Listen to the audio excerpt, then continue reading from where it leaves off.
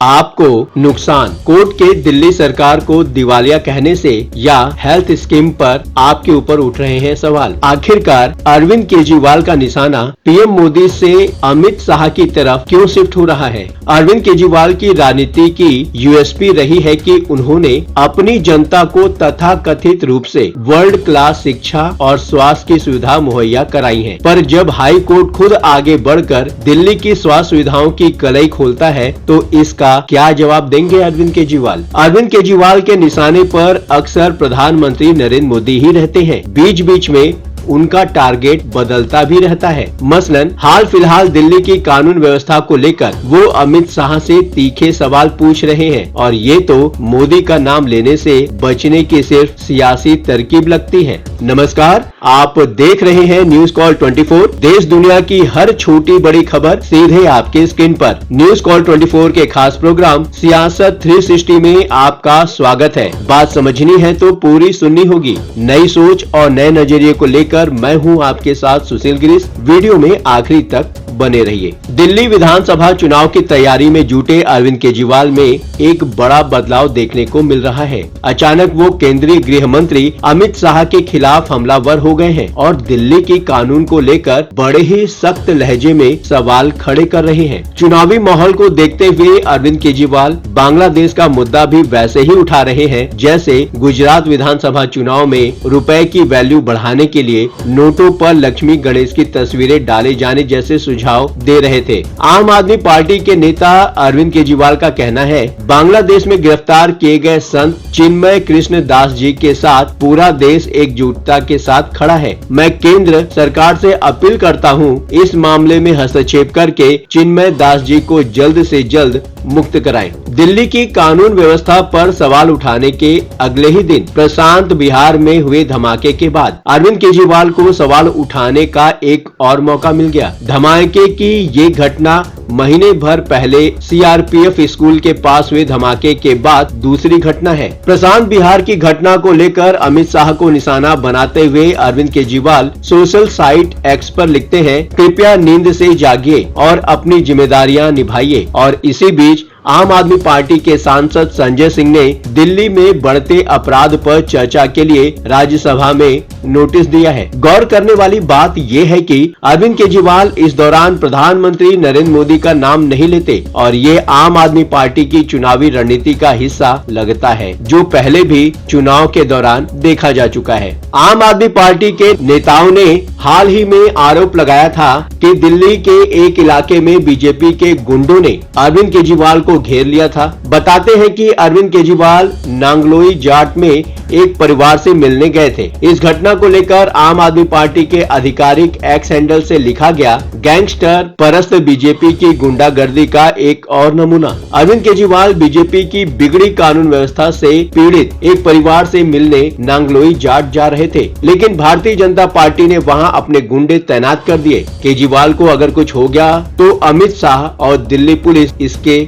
जिम्मेदार होंगे। पिछले ही महीने की बात तो है। आम आदमी पार्टी का दावा था कि पद यात्रा के दौरान विकासपुरी में दिल्ली के पूर्व मुख्यमंत्री अरविंद केजरीवाल पर हमले की कोशिश हुई थी। दिल्ली के पूर्व उप मुख्यमंत्री मनीष सिसोदिया ने सोशल साइट एक्स पर लिखा, अरविंद केजरीवाल पर हुआ हमला बेहद निंदनीय और चिंताजनक है। ये साफ है कि बीजेपी ने अपने लोगों से हमला करवाया है। अगर अरविंद केजरीवाल को कुछ होता है तो उसकी पूरी जिम्मेदारी बीजेपी पर होगी। हम डरने वाले नहीं हैं। आम आदमी पार्टी अपने मिशन पर डटी रहेगी। और प्रशांत बिहार की घटना के बाद अरविंद केजरीवाल ने दिल्ली का क्राइम मैप दिखाते हुए फिर से केंद्रीय गृह मंत्री अमित शाह को टारगेट किया है। अपनी सोशल मीडिया पोस्ट में अरविंद केजरीवाल ने लिखा है, दिल्ली में मर्डर, रंगदारी, लूट और लगातार बढ़ते क्राइम से जनता पहले से ही डर के साए में है और आज एक धमाका भी हो गया। दिल्ली में आराम से और सुरक्षित जीने का सबको अधिकार है। गृह मंत्री अमित शाह जी, कृपया नींद से जागिए और अपनी जिम्मेदारियां निभाइए। चुनाव के चलते केजरीवाल जी ने क्या मोदी पर मौन साध लिया है? आपराधिक घटनाएं तो पहले भी होती रही हैं, लेकिन अभी तो लगता है कि अरविंद केजरीवाल इस वक्त इसे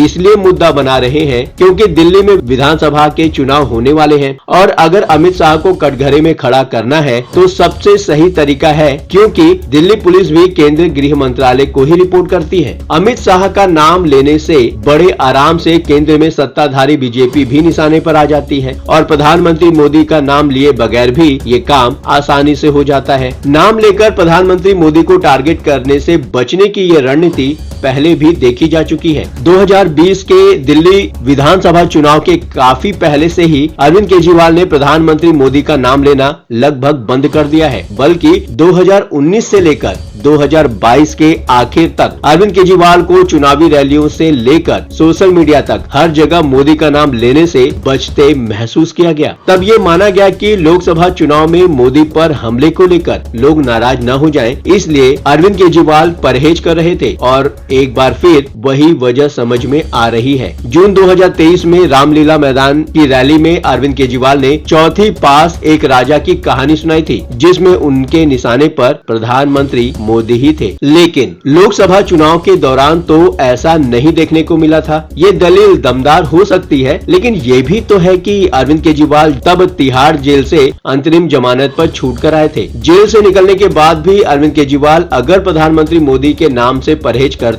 तो भला इल्जाम कैसे लगाते कि उनको जेल किसने और क्यों भेजा है। लोकसभा चुनाव के दौरान भी अमित शाह को ही अरविंद केजरीवाल के निशाने पर देखा गया था। बहाना तो योगी आदित्यनाथ का था, लेकिन वो मोदी के फेवर में ही बयान दे रहे थे। अरविंद केजरीवाल कह तो यही रहे थे कि 75 साल पार होते ही मोदी को हटा दिया जाएगा और अमित शाह प्रधानमंत्री बने तो योगी आदित्यनाथ को यूपी के प्रधानमंत्री की कुर्सी से हटा देंगे। क्या प्रधानमंत्री मोदी पर डायरेक्ट अटैक करने से बचने के लिए कोई स्ट्रैटेजिक शिफ्ट है क्या? ऐसा करने के पीछे एक ही मकसद हो सकता है, मोदी से विरोध होने वाले नुकसान से बचने की कोशिश। दिल्ली की सभी 7 सीटें बीजेपी को मिलना तो यही बताता है कि वे सीटें मोदी के नाम पर ही मिली हैं। अब बात करते हैं अरविंद केजरीवाल की रणनीति की। अरविंद केजरीवाल की राजनीति की यूएसपी रही है, उन्होंने अपनी जनता को तथाकथित रूप से वर्ल्ड क्लास शिक्षा और स्वास्थ्य की सुविधा मुहैया कराई है। पर जब हाई कोर्ट खुद आगे बढ़कर दिल्ली की स्वास्थ्य सुविधाओं की कलई खोलता है तो इसका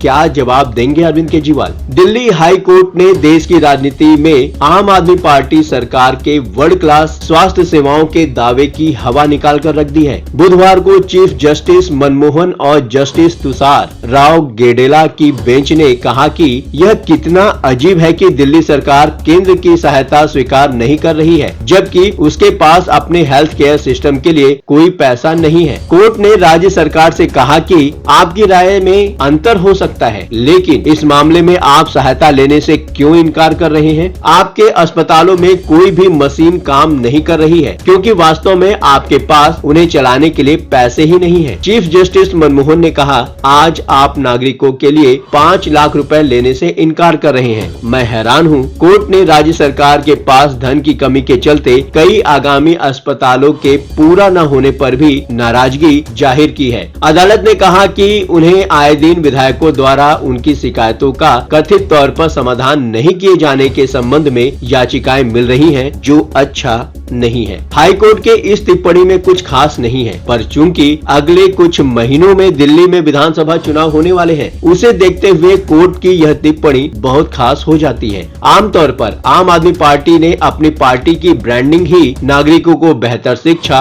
और स्वास्थ्य के नाम पर की हुई है। आज भी पार्टी के संयोजक और पूर्व मुख्यमंत्री अरविंद केजरीवाल के भाषणों में दिल्ली में शिक्षा और स्वास्थ्य सुविधाओं को वर्ल्ड क्लास का बताया जाता है। जाहिर है कि दिल्ली हाई कोर्ट की इस टिप्पणी का असर बहुत दूर तक होने वाला है। राज्य में प्रमुख विपक्षी पार्टी बीजेपी और कांग्रेस दोनों ही दिल्ली में स्वास्थ्य सुविधाओं के बर्बाद होने का आरोप लगाते रहे हैं। अब कोर्ट ने उनकी बातों पर मुहर लगा दी है। अब चुनाव में आम आदमी पार्टी जब स्वास्थ्य सुविधाओं के नाम पर जब अपनी तारीफ करेगी तो लोगों को भरोसा नहीं होगा। आयुष्मान योजना का विस्तार हर दिन हो रहा है। केंद्र सरकार ने इस योजना को 70 साल के ऊपर के हर बुजुर्ग को मुहैया करा रही है। सरकार ने इसी साल घोषणा की कि 70 की उम्र वाले हर जाति, धर्म और समुदाय के साथ हर आय वर्ग को यह सुविधा दी जाएगी, पर दिल्ली सरकार इसे लागू करने के बारे में सोचती नहीं है। हाई कोर्ट में याचिका दायर करने वाले बीजेपी सांसदों ने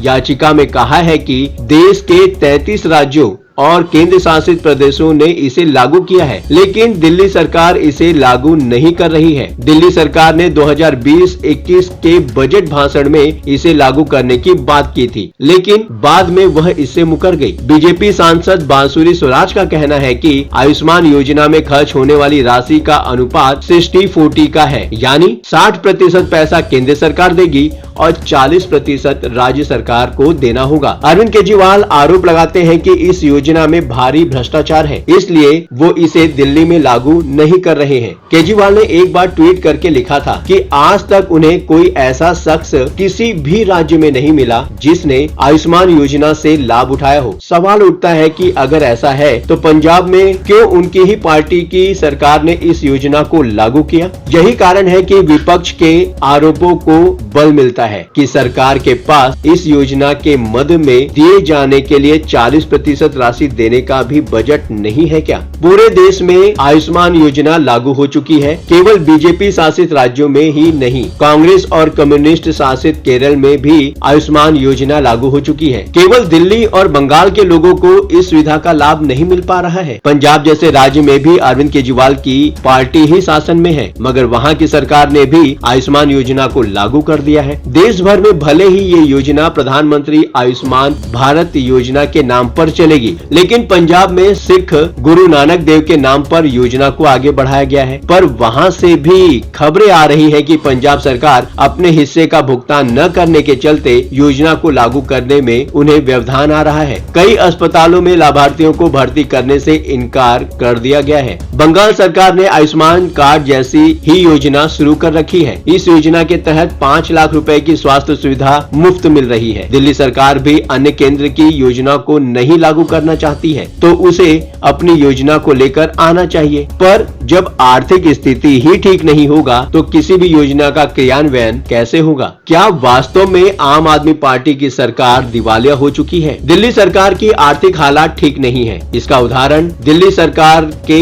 इस फैसले को देखकर लगता है। दिल्ली में अगले साल विधानसभा चुनाव होने हैं, पर उन्हें संपन्न कराने के लिए दिल्ली सरकार के पास पैसे ही नहीं है। यही कारण है कि चुनाव से कुछ महीने पहले राज्य सरकार ने चालू वित्त वर्ष 2024-25 के लिए अपने खर्च को पूरा करने के लिए राष्ट्रीय लघु बचत कोष से 10,000 करोड़ रुपए उधार मांगे हैं। हालांकि दिल्ली सरकार के वित्त विभाग ने इस पर आपत्ति जताई है। विभाग को दिल्ली में लगने जा रही आचार संहिता के कारण खर्च में कमी की उम्मीद है। ऐसे में दिल्ली सरकार का वित्त विभाग नहीं चाहता कि केंद्र सरकार से ऋण लिया जाए। बताया जा रहा है कि 2 सितंबर के एक नोट में दिल्ली के प्रधान सचिव वित्त आशीष चंद्र वर्मा ने इस वित्तीय वर्ष में नेशनल स्मॉल सेविंग्स फंड से ऋण लेने के विकल्प पर आपत्ति जताई थी। 31 साल में पहली बार दिल्ली सरकार राजकोषीय घाटा की ओर बढ़ रही है। वित्त विभाग के बजट प्रभाग ने 2024-25 वित्तीय वर्ष के लिए संशोधित अनुमान तैयार करते समय ये अनुमान लगाए हैं। दिल्ली के सरकारी अस्पतालों की दुर्दशा भी देश के दूसरे हिस्सों में स्थित सरकारी अस्पतालों जैसी ही है। वर्ल्ड क्लास की स्वास्थ्य सुविधाओं का वादा खोखला निकला है। यहाँ नकली दवाओं की आपूर्ति का आरोप तो है ही। आम आदमी मोहल्ला क्लिनिक्स में पैथोलॉजी और रेडियोलॉजी टेस्ट में फर्जीवाड़े का मामला भी उनका सामने आ चुका है। प्राइवेट लैब से पैसा बनाने के लिए आम आदमी मोहल्ला क्लिनिक्स में नकली मरीजों पर लाखों टेस्ट किए गए। इस मामले की सबसे पहले स्वास्थ्य विभाग ने जांच की और अपनी रिपोर्ट विजिलेंस डिपार्टमेंट को भेज दी। अब इस मामले में सीबीआई जांच की सिफारिश हो चुकी है। बीजेपी नेता सुधांशु त्रिवेदी ने एक बार आप सरकार से सवाल पूछा था कि कई संगठनों ने बताया कि आम आदमी पार्टी के मोहल्ला क्लिनिक में एक दिन में 500 पेशेंट देखे गए। समय था 9 बजे से दोपहर 1 बजे तक, यानी 4 घंटे। इतने कम समय में आदमी मंदिर में दर्शन नहीं कर पाता, लेकिन अरविंद केजरीवाल के मोहल्ला क्लिनिक में डॉक्टरों ने 4 ही घंटे में 500 मरीज देख लिए और जांच भी कर ली, उनको दवाई तक दे दी। आपने सीसीटीवी की बात की की थी उसकी फुटेज दिखाइए कि 533 मरीजों की जांच कहां हुई है। इस तरीके से अगर देखा जाए जो आम आदमी पार्टी के ऊपर आरोप लग रहे हैं, दिल्ली सरकार को दिवालिया कह दिया गया है, किसी और ने नहीं, कोर्ट ने कहा है। तो अरविंद केजरीवाल किस आधार पर दिल्ली वालों को वर्ल्ड क्लास सुविधा दे रहे हैं? न्यूज कॉल 24 आपको हर खबर के पीछे के असली मायने क्या है या फिर क्या हो सकते हैं बताने का प्रयास करता है। आप भी अपने विचार को कमेंट के माध्यम से देश और समाज के समक्ष रख सकते हैं। ये प्लेटफॉर्म है जनता का, आपका, आपकी आवाज उठाने का। अब आपकी बात नहीं रहेगी अनसुनी। आपकी सलाह, आपके विचार हमारे लिए मायने रखते हैं। खुलकर अपनी बातें रखें। आज के लिए बस इतना ही। लगातार खबरों के लिए बने रहिए न्यूज कॉल 24 के साथ।